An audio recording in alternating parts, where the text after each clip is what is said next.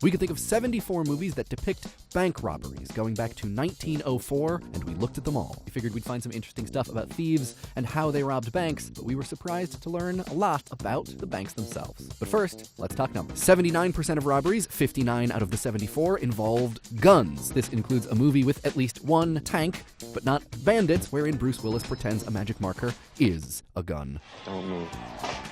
Half of robbers wear a mask or a disguise beyond a hat or sunglasses. The black balaclava is the most popular by far, coming in at a distant second and third. Clowns and old-school bandit-style bandanas, usually black. The best disguise, I think, are the pig masks from BMX Bandits, doubly so because one of the thieves says, "You're staring death in the face." And, maybe there's some subtle commentary on capitalism or retail banking there. The most iconic disguises are, of course, the dead presidents, made famous by Point Break, and repeated with living politicians in Fun with Dick and Jane. I will blow those whiskers. Right, I'm down. The most popular way to begin a robbery is to fire a gun into the air, which occurred in nearly a dozen films.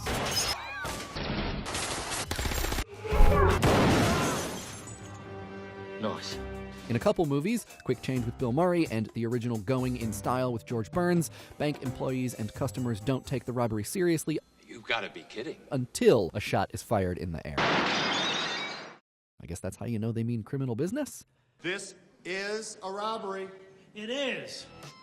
After initiating the robbery, thieves tend to tell bank employees and customers some combination of 4 things. Get down, hands in the air, nobody move, and some version of don't touch that alarm. Point Break is the only movie we watched where they said all 4. Hey, somebody move! No! Get down! Now back away from the counter and get your fucking hands up! Much less common are statements like, don't be a hero, which we saw in 5 films, and informing everyone, actually, I'm making a withdrawal, which we saw in 4 films, and which we groaned at 4 times. Ugh. We saw 18 criminals stand on a counter during the robbery, and 1, Captain Jack Sparrow, stand on the bank itself. Duffel bags are the most popular way to transport stolen cash, seen in 13 films, with iconic white money sacks coming in second. Other common vessels include medicine and saddlebags, mostly in older films, backpacks, briefcases, trash bags, pockets, and, in one case, undergarments. 35% of bank robberies we saw had a getaway car, the most popular of which was a black sedan, though there were 3 horse-related getaways, 2 red sports cars, 1 motorcycle, and 1 school bus. Getaway drivers were almost exclusively men, with 1 woman, 1 literal child, and an actual baby. 20% of the robberies we watched turned into hostage situations, where the well-being of a civilian is directly threatened as a bargaining chip. In 15 films, a firefight between thieves and police breaks out, and in 19 films, someone dies during the heist. Although in 11 films, robbers inform bank patrons they're not there to harm or rob the customers, but the bank, the movie Heat having perhaps the most iconic rendering of this sentiment. We're here for the bank's money, not your money. Your money is insured by the federal government. You're not going to lose a dime. In American Heist, one thief even describes the stick-up as a form of justice. Which brings us, in a roundabout sort of way, to the banks themselves. Out of 74 films, we'd describe 20 banks as small, which includes 1 ATM parlor and 1 provincial Mexican bank from Butch Cassidy, but mostly low-ceilinged storefront banks. By comparison, we'd describe 36 banks as stately, imposing, or simply big. However, watching all of these bank robbery films, we learned size may not be the most important or telling differentiator between banks, but rather their architectural style. Let's cash in on some of that bank knowledge and see if it pays dividends. If you watch lots of bank robberies, you'll see lots of banks, duh. But you'll also see how depictions of banks and their robbers have changed over time, and how different types of banks help filmmakers tell different types of stories. Starting with Butch Cassidy and the Sundance Kid, and other period films like 1973's Dillinger, 1967's Bonnie and Clyde, and 2002's Road to Perdition, which takes place in 1931, we see lots of small-town, storefront banks of old. They're dim, with low ceilings, blinds, and depthless, dark wood. This design echoes an architectural specimen of an earlier era, the speakeasy. There's no bouncer or slat in the door, but the effect is familiar. The space is closed off, it's private. This design, like a gin joint, might be cozy, but it ain't friendly. It asks, what's your business here, bub? The same goes for banks like the one found in Public Enemies, also set in the 30s. These buildings trade low ceilings and slats for cathedral heights and taller windows which, regardless, often struggle to light the gargantuan space. There may be some wood paneling, but marble dominates. Still, for all their openness, these buildings have lots in common with their smaller counterparts. Neither the small speakeasy bank nor the big vaulted bank are inviting, and they're not meant to be. They're not a five and dime or a luncheonette. They're supposed to be unwavering, tough, which is perhaps why we see them attract the criminals they do. These buildings, big or small, want to appear solid, serious, and trustworthy. They won't lose your cash, and no one will be able to take it. You have any idea who you're stealing from? You and your friends are dead.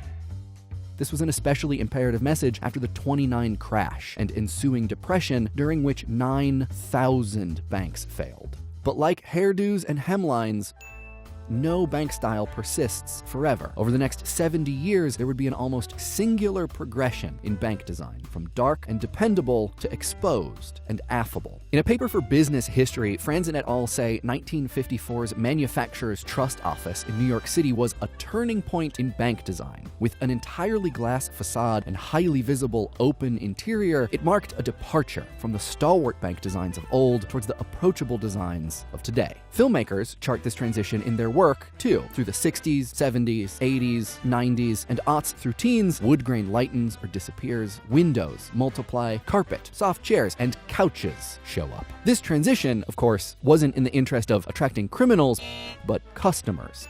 As more and more people had to deal with increasingly varied financial instruments every day, the bank had to change, as Franzen et al. Put it, from money storage to money store. If the bank of old was a speakeasy, wondering why you're even here, then the bank of new has been Starbucksified. It's bright and inviting. From the larger buildings of heat and chaos to the smaller storefronts of Point Break and the Place Beyond the Pines, everyone's welcome. Get on in here, you. Take our money. These two dominant bank styles, storage versus store, let's call them, represent different challenges to the people knocking them off and help guide the narrative that filmmakers want to tell about those people. A money storage bank provides a puzzle that thieves have to solve. Through ingenuity, often coupled with force, they'll break into and escape from a solid, seemingly unbreak-intoable bank. With few exceptions, these structures don't suffer isolated smash and grabs, but heists, operations, capers. Oh man, I'll tell you.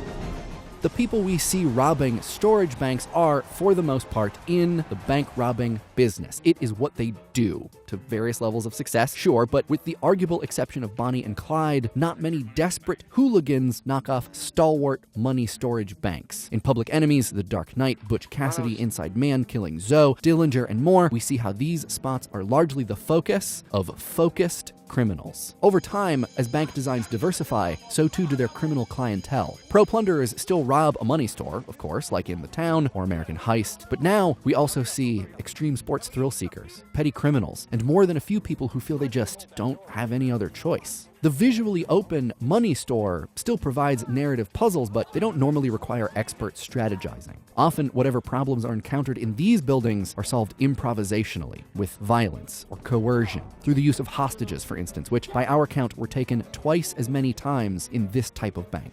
By choosing one bank style over another, a director can reinforce or create tension with the skills and motivations of whoever is robbing it, too. Don't fuck with me today.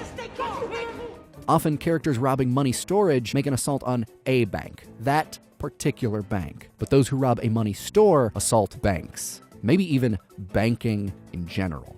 When thieves like John Dillinger, the Hole-in-the-Wall Gang, the Joker, or Dalton Russell rob a storage bank, they confront a single institution, housed in a single, seemingly solid building. They want what is not theirs, and maybe it's bravado, the love of a good challenge, or both, but they go looking for their plunder in relatively unwelcoming places. But with movies like Dog Day Afternoon, where Sonny holds up a bank to pay for his second wife's gender reassignment surgery, or Hell or High Water, where two brothers feel theft is the only way they'll pay the bank debts on their deceased mother's home by knocking off a money store, thieves often struggle against some aspect of their environment that they see symbolized in that location, but which extends far beyond it. Filmmakers are able to use the different meanings that we find in varied architecture to tell different kinds of stories about their characters. You want to have some hardened criminals display their skill? Put them in a tough building with an unwelcoming design. You want to tease out a tragedy about the burdens of life under capitalism? Floor-to-ceiling windows, comfy couches, and unremarkable, barely competent robbers. This isn't even loaded. Oh, God, please don't hurt me. The bank, much like the robbers themselves, becomes a character that filmmakers use to tell their story. I'm Mike Rignetta, and this has been Cinema Depictions: Bank Robberies.